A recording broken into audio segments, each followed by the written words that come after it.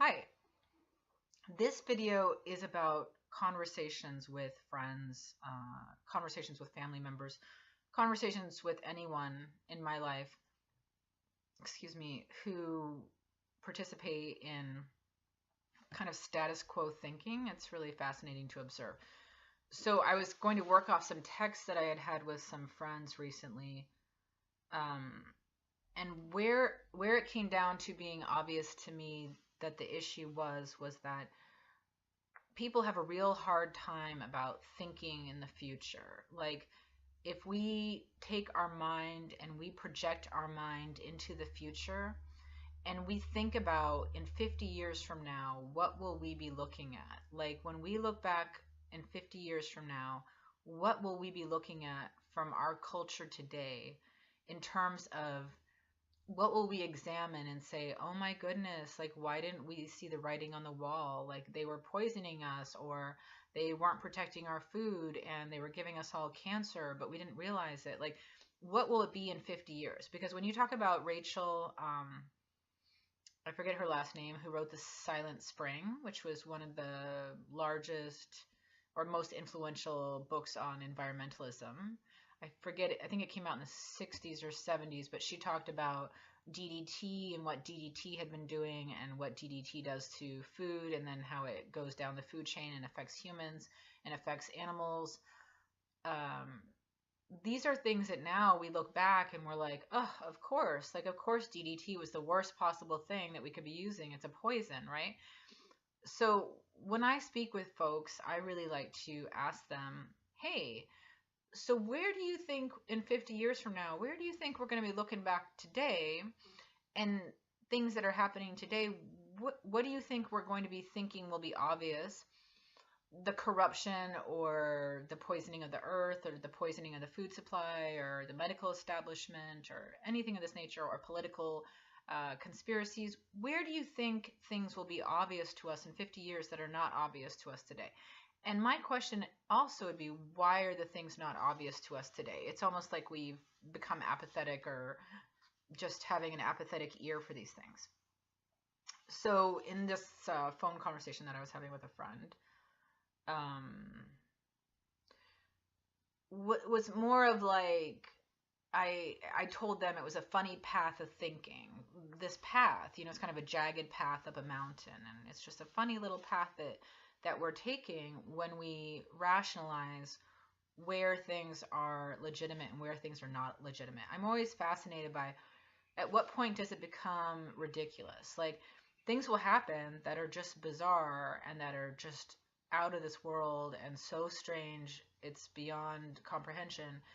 But sometimes if it's like presented in the right way by the media or something, people become kind of laissez-faire about it. They're like, oh, well, that's so crazy, but it actually happened. It's real. Like, I saw it on TV. It's real. Not understanding that, Noam Chomsky talks about media and how media is used as propaganda to control people. And I think people see that in World War II, and they see the advertisements with propaganda in World War II that contributed to killing and murdering, millions of people. And they can look back and be like, whoa, they really used that propaganda to be, controlling these people and get them swayed to think one way or the other. But it's like we're almost so quick to divorce modern day thinking from that. We're like, well, they use propaganda to control the people and get them on their agenda for doing whatever they wanted them to do, and controlling the populace and getting them swayed to their views of hatred and backing these terrible policies. But nothing like that is happening today. And then you just kind of have to ask them, like, huh, that's interesting that you think that it stopped in World War II. I'm just wondering why. Like, why do you think it stopped in World War II? Like, I think sometimes people are unaware of the fact that the Nazi regime was supported by the US, up to a certain point in the war, and that after World War II, the Nazi scientists weren't all accounted for, and by some accounts, they came here to the US. And I think when you start to have these conversations with folks about, like, well, what happened to those Nazi scientists? Like, did they then become our scientists? And did their plans for experimentation get launched on a grander scale? And what they'll tell you is, oh, that's ridiculous and that's crazy.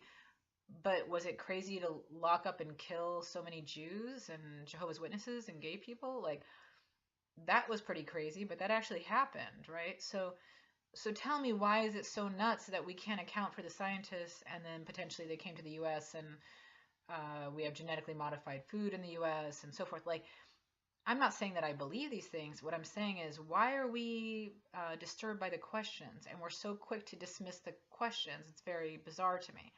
So the general apathy that you see with the human population in the US is very sad, but it's also troubling and it's mysterious because you'll bring to light things that make perfect sense that you're in agreement about. Like you'll say to them, well, the mafia, for instance, you'll say to them, so you believe in the mafia and you know that the mafia exists. Is that correct? And they'll say, yeah, like in this one text back, it's like, totally, I totally know that the mafia exists, right? Yes.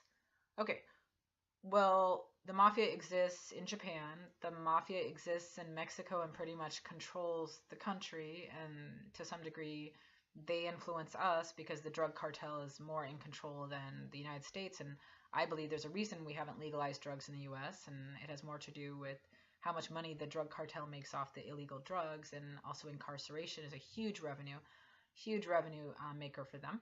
But anyway, when you ask folks, like in this particular instance, this friend, and you say, so you believe in the mafia, you believe that they exist, it's a subset, it's a part of our community, they exist today. They don't always get policed. They are maybe running things secretly, and they're running governments, right? They're running the Mexican government, and there's certainly mafia in other countries, in the US and Japan and so forth.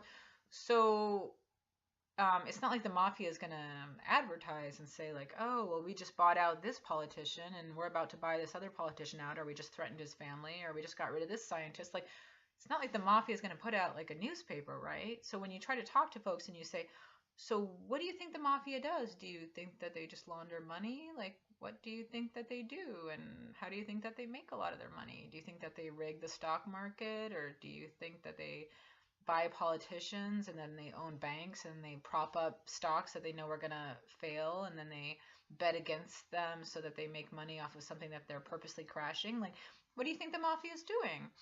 And a lot of times what you'll get is, I don't know, they're doing mafia stuff or whatever. And it's like, well, that's a brilliant deduction, but that's not really much of an answer, right?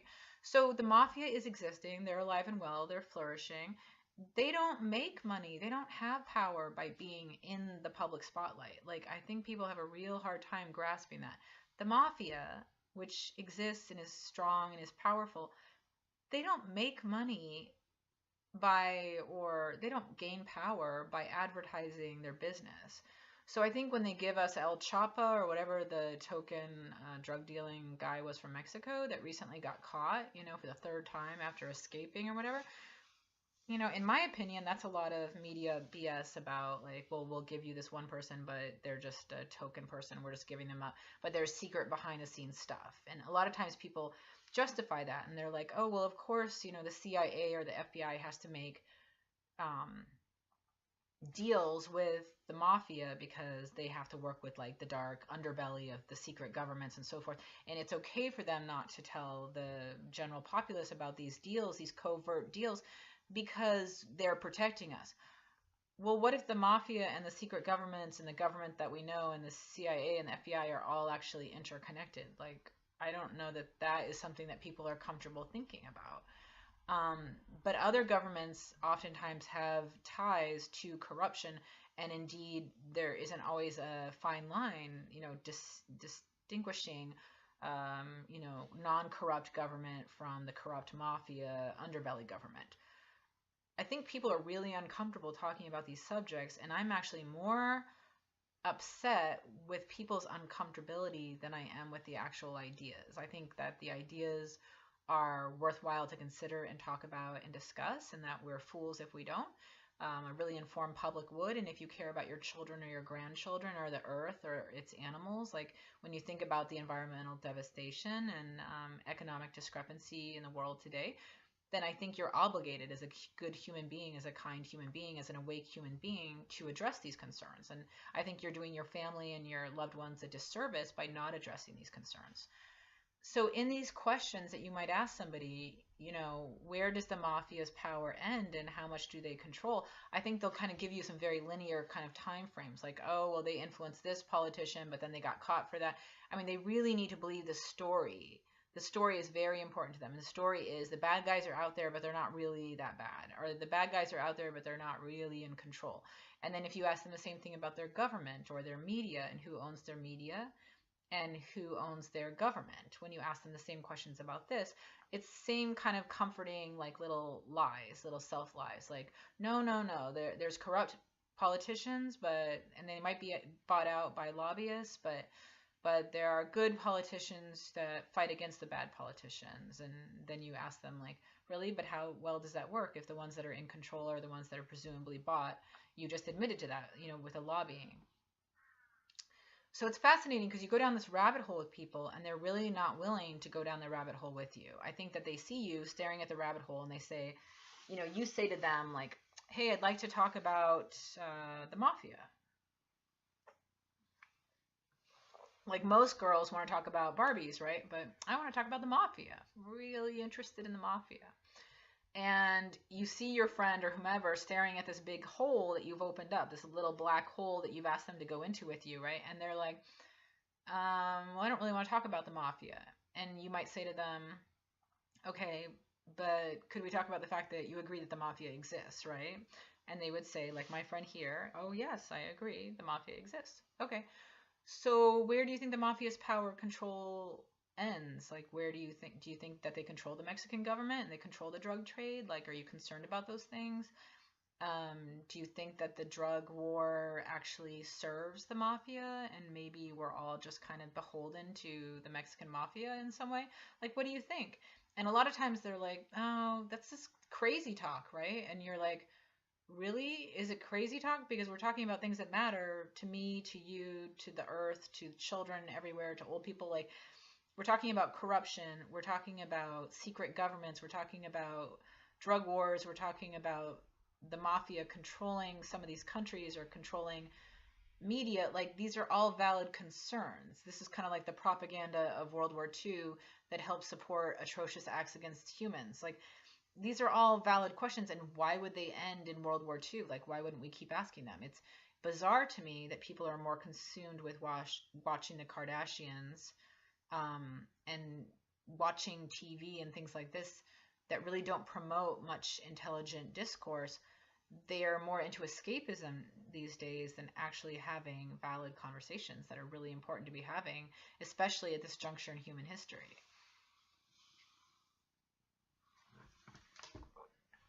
So when I'm faced with someone like this, who